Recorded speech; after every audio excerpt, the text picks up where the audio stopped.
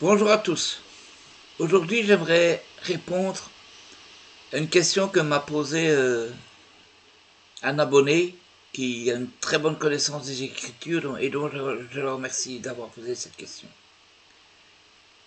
Il me dit, entre autres, que au retour de Yeshua, lorsqu'il reviendra donc, la terre sera détruite.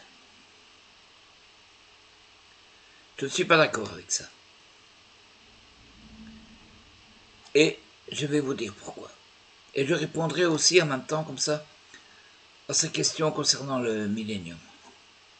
Certains passages de l'Écriture abordant la fin des temps, décrivent une sorte de destruction totale, effectivement, comme dans la deuxième lettre de Pierre, au chapitre 3, qui rappelle le précédent du déluge. Mais ce qui disparaîtrait, est précisé au verset 10, ce sont les éléments célestes, les astres, etc., qui désignent dans ce langage codé, qu'est le style dit apocalyptique, l'ordre actuel du monde. Les astres y figurent les puissances spirituelles qui prétendent le régenter à la place de Dieu, comparé avec Marc 13, versets 24 et 25. Marc 13, versets 24 et 25.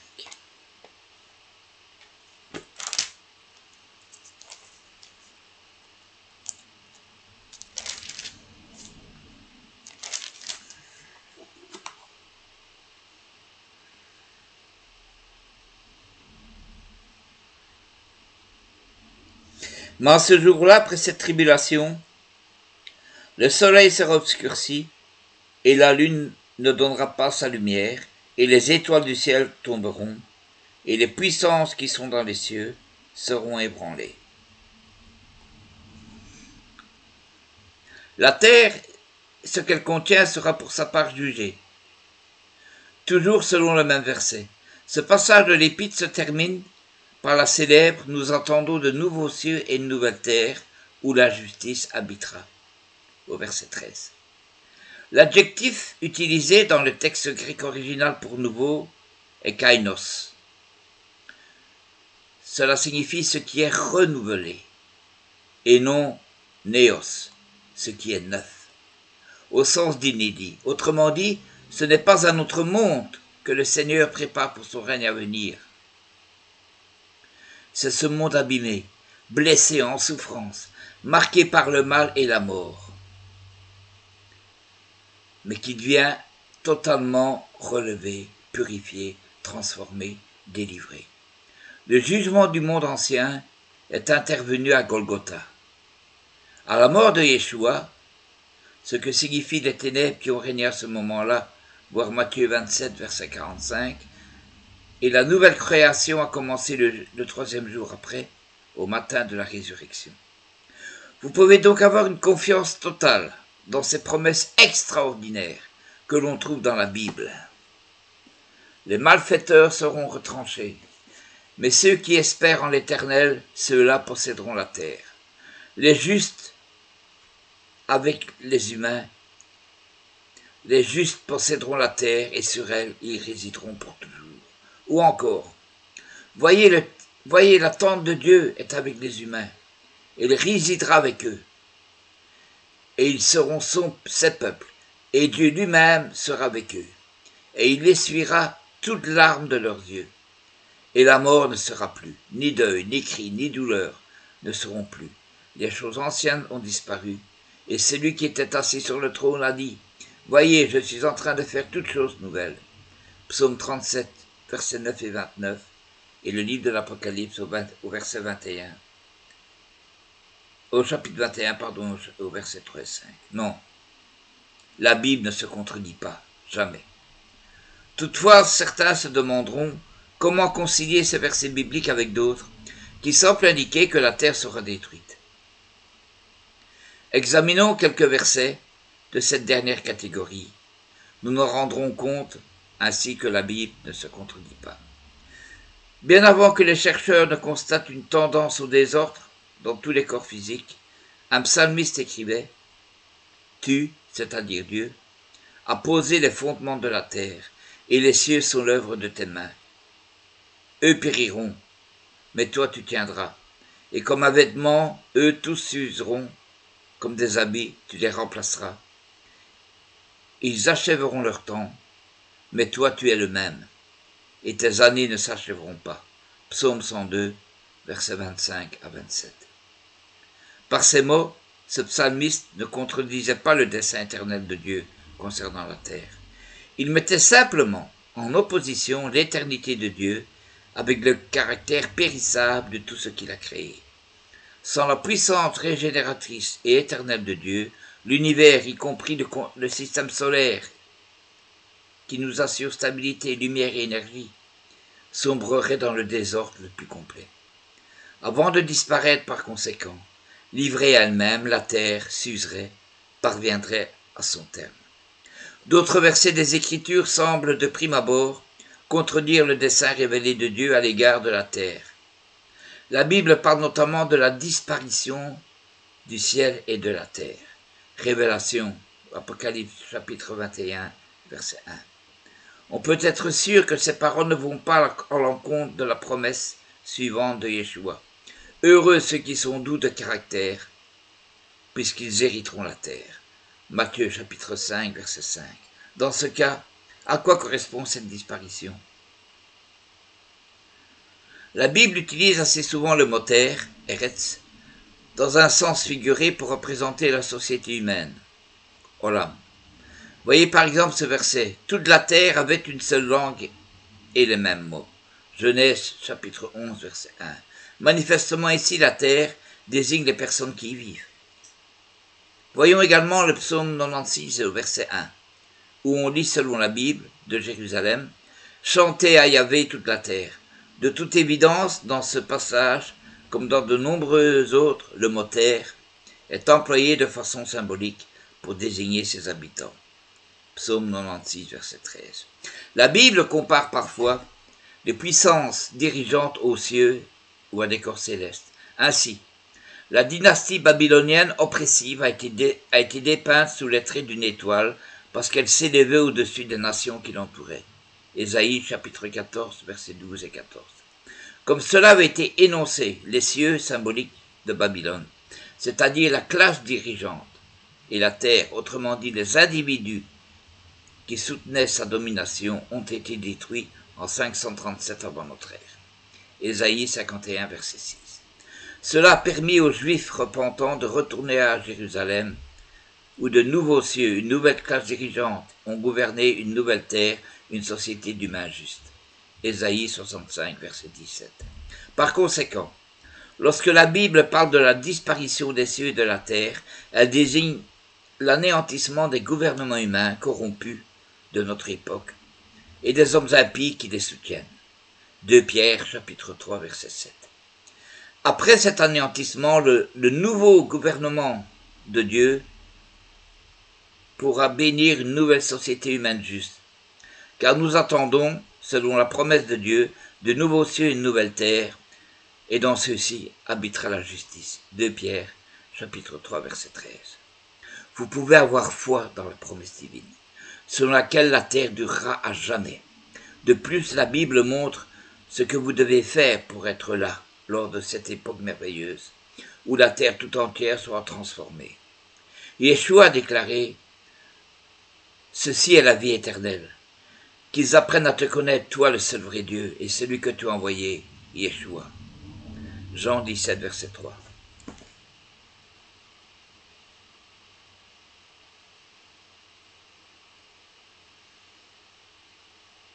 Qu'est-ce que le royaume? Sera-ce un royaume millénaire, comme certains le pressentent, ou sera-ce simplement la thèse des amillénaristes, c'est-à-dire que quand Jésus viendra sur terre, ce sera l'éternité? Voyons un peu, j'en parlerai plus largement plus tard, mais voyons brièvement ce qu'il en est. L'apôtre Jean explique que Dieu appelle les serviteurs et les rachète de toute tribu, de toute langue, de tout peuple et de toute nation. Apocalypse 5, verset 9. Quelle sera leur destinée? Iront-ils au ciel pour l'éternité? Jean explique encore au verset suivant, « Tu as fait d'eux un royaume et des sacrificateurs pour notre Dieu, et ils régneront sur la terre. » Verset 10. Dieu ne nous sauve pas dans le but de nous offrir une félicité de tout repos au ciel. Il nous appelle à devenir des rois et des sacrificateurs qui assisteront Yeshua le Messie, le roi des rois, en établissant une paix durable sur la terre. C'est pourquoi Yeshua enseigna que les doux, ceux qui suivent humblement Yeshua et non leur propre volonté, hériteront la terre.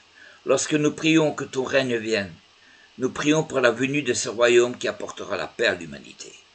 Un royaume dans lequel les véritables chrétiens serviront leur sauveur bien-aimé, Yeshua le Messie, en tant que roi et sacrificateur sous sa direction. Au fil des ans, certains ont enseigné que l'Église sur terre était le royaume. D'autres pensent que le royaume est dans notre cœur. Cependant, le royaume de Dieu est un royaume littéral dont Yeshua le Messie sera le roi. Qu'est-ce exactement qu'un royaume? Tout royaume possède 4 éléments fondamentaux: un dirigeant, un territoire, des lois et des sujets. Comment cela s'applique-t-il au royaume de Dieu? Qui sera le dirigeant du royaume de Dieu? La Bible répond à de nombreuses reprises à cette question. Notez ce qu'écrivit l'apôtre Jean. Puis je vis le ciel ouvert, et voici, parut un cheval blanc. Celui qui le montait s'appelait fidèle et véritable, et il juge et combat avec justice. Ses yeux étaient comme une flamme de feu. Sur sa tête étaient plusieurs diadèmes, couronnes. Il avait un nom écrit que personne ne connaît, si ce n'est lui-même. Apocalypse 19, versets 11 et 12. Yeshua le Messie portera plusieurs couronnes lorsqu'il reviendra ici-bas, prendre possession de la terre en tant que roi. Voici une autre description de l'apparence de Yeshua lors de son second avènement. Il était revêtu d'un vêtement teint de sang. Son nom est la parole de Dieu. Les armées qui sont dans le ciel le suivaient sur des chevaux blancs, revêtus d'un fin blanc pur. De sa bouche sortait une épée aiguë pour frapper les nations. Il les pètera avec une verge de fer, et il foulera la cuve du vin de l'ardente colère du Dieu Tout-Puissant. Il avait sur son vêtement et sur sa cuisse un nom écrit, Roi des rois et Seigneur des seigneurs. Apocalypse 19, versets 13 à 16. Je reviendrai plus largement à ce sujet lors de l'étude du 19e chapitre du livre de l'Apocalypse. Oui, Yeshua le Messie lui-même sera le dirigeant du royaume de Dieu à venir. Priez-vous en disant que ton règne vienne? Attendez-vous avec un vif désir le retour de Yeshua sur cette terre? C'est assurément le cas de l'apôtre Jean. Notez les paroles de prière et d'espoir avec lesquelles il conclut l'avant-dernier verset de la Bible. Amen. Bien, Seigneur Yeshua. Apocalypse 22, verset 20. Lorsque Yeshua le Messie reviendra, son territoire sera la terre entière. Ses sujets seront l'humanité. Les Écritures montrent que le monde entier apprendra la voie de la paix. Les peuples viendront adorer le roi. Chaque année à Yerushalayim, à Jérusalem, le monde entier apprendra à observer les mêmes jours saints bibliques que Yeshua et ses apôtres observèrent. Tous ceux, nous dit la Bible, qui resteront de toutes les nations venues contre Yerushalayim, contre Jérusalem, monteront chaque année pour adorer le roi, l'Éternel des armées, et pour célébrer la fête de Sukkot, la fête des tabernacles. Zacharie 14, verset 16. Ce n'est pas spiritualisé, ça. C'est un fait. On ne spiritualise pas les prophéties. Jamais. Chaque nation sur la terre adorera le roi et observera la fête des tabernacles. À notre époque, peu de gens comprennent que les jours saints revêtent toujours une signification importante pour les chrétiens. Voilà pourquoi, entre autres, j'ai fait une étude et je continue de la faire sur les jours de l'Éternel. L'Église du Nouveau Testament fut établie pendant le jour de Shavuot, le jour de la Pentecôte. Bien que beaucoup de gens aient oublié désormais que la Pentecôte est un des jours saints bibliques que Dieu donne à son peuple. Dans le livre des Actes, nous lisons qu'une grande foule s'assembla pour observer la fête de Shavuot. Elle reçut les enseignements des apôtres et des milliers de gens juifs se convertirent. Le peuple était assemblé afin d'observer ce jour, car la Bible l'ordonne. Le peuple juif. La Pentecôte est aussi appelée la fête des semaines. Deutéronome 16, 10. D'où vient le terme donc Shavuot. Pentecôte, ça veut dire 50. La fête de la moisson, Exode, et le jour des prémices, Nombre 28, 26. On le voit. Le Christ régnera bien sur la terre pendant le millénium. Et d'où régnera le Christ? À partir d'où Jésus régnera-t-il sur la terre? Il régnera depuis Jérusalem. Jésus déclara, Yeshua déclara, « Je retourne à Sion, j'habiterai au milieu de Yerushalayim, de Jérusalem. » Zacharie 8, verset 3. Il n'est pas question de la Sion céleste ici, ni de la Jérusalem céleste. Il est question de Jérusalem sur la terre, en Eretz Israël, la capitale éternelle et indivisible du peuple juif. En fait, Jérusalem changera de nom lorsqu'il régnera à partir de cette ville. Le dernier verset du livre d'Ézéchiel nous apprend que le nom de la ville sera Yahvé Shama. L'Éternel est ici, ou l'Éternel est là. C'est de là qu'il dirigera son royaume. L'Éternel sera roi de toute la terre. Zacharie 14, verset 9. Lorsque le Messie reviendra diriger la terre, lui et les saints glorifiés régneront sur les nations, sur des êtres humains physiques. Le Messie enseignera la voie qui procure la paix. Ses disciples actuels seront alors ressuscités en tant qu'êtres spirituels, les prémices. Ils régneront sous sa direction, roi et sacrificateur sur des villes des nations. Voir Luc, chapitre 19, verset 17, et Apocalypse, chapitre 2, verset 26. Ces rois et ces sacrificateurs éduqueront le monde, enseignant la vérité divine. Notez ce passage décrivant les humains à qui les voies divines seront enseignées pendant le millénium. Le Seigneur vous donnera du pain dans l'angoisse et de l'eau dans la détresse. Ceux qui t'instruisent ne se cacheront plus. Mais tes yeux verront ceux qui t'instruisent. Ésaïe 30, verset 20. Vous pouvez faire partie de ces instructeurs, mais qu'enseigneront ces rois et ces sacrificateurs, ces saints glorifiés? Tes oreilles entendront derrière toi la voix qui dira « Voici le chemin, marchez-y, car autrement vous irez à droite ou vous irez à gauche. » Verset 21. Dans le millénium, ces instructeurs enseigneront la loi divine. Le prophète Ésaïe nous donne un aperçu de cette époque à venir. Il arrivera dans la suite des temps que la montagne de la maison de l'Éternel sera fondée sur le sommet des montagnes, qu'elle s'élèvera par-dessus les collines et que toutes les nations y afflueront.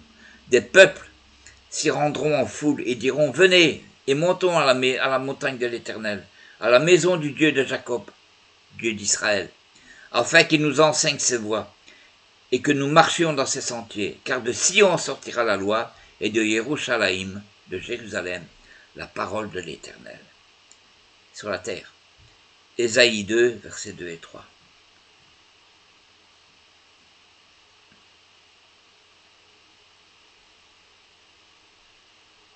Voilà. J'aimerais encore ajouter une chose. Vous savez, la croyance en l'amillénarisme n'était pas la croyance première de l'Église. Je l'ai déjà expliqué. En fait, des hommes de Dieu comme Irénée de Lyon, Eusèbe de Césarée, Polycarpe, Polycrate et d'autres encore, croyaient dans le règne millénium du Christ. Ce n'est qu'à partir de saint Augustin que ça a changé. Saint Augustin a forcé la croyance dans l'amillénarisme, qui est contraire à la parole de Dieu, qui est un enseignement antéchrist, qui nie le règne de Jésus sur la terre pendant les 1000 ans. Car il y a un avant les 1000 ans, quand Jésus revient, et un après les 1000 ans, quand Satan est déchaîné et donc est libéré de ses chaînes et monte de l'abîme pour séduire les nations qui ont vécu pendant le millénium. C'est bien la preuve qu'il y a un avant et après 1000 ans. Donc ce n'est pas un chiffre symbolique, contrairement à ce que j'entends et ce que je lis beaucoup. Ces gens-là qui prêchent cela, ce sont des théoriciens de la théologie de la substitution, qui disent que l'Église a remplacé Israël, ce qui est faux. Cette doctrine est une doctrine antichrist, une doctrine satanique. Je n'hésite pas à le dire. Et tant pis si ça ne me plaît pas, mais ça c'est la vérité de la parole de Dieu. Jésus dit encore à ses disciples, juste avant de remonter au ciel, « Quand ses disciples lui posent la question « Seigneur, est-ce en ce temps-ci que tu restaureras le royaume d'Israël ?»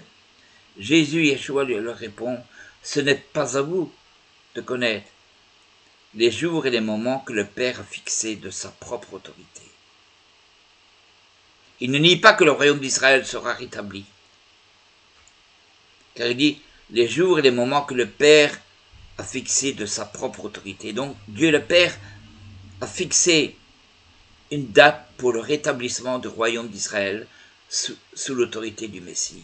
Mais ce que Jésus dit, ce que Yeshua dit, c'est que ce n'est pas à vous à connaître ce moment-là. Car vous avez une autre mission, c'est d'aller prêcher l'évangile à toutes les nations, en commençant par Jérusalem, la Judée, la Samarie, la Galilée, jusqu'aux extrémités de la terre. C'est pour ça qu'il fallait un laps de temps très long, près de 2000 ans, et peut-être un peu plus, afin que chaque personne sur terre soit touchée par le message de l'Évangile. Et ensuite, comme Jésus le dit, viendra la fin. Voilà. J'espère avoir été clair, mais j'y reviendrai lors de mes études sur l'Apocalypse, donc où ça sera un peu plus, disons, un peu plus concis et un peu plus long, où je prendrai les passages en détail afin de vous les expliquer. Voilà. Je vous souhaite à tous un Shabbat Shalom et soyez heureux.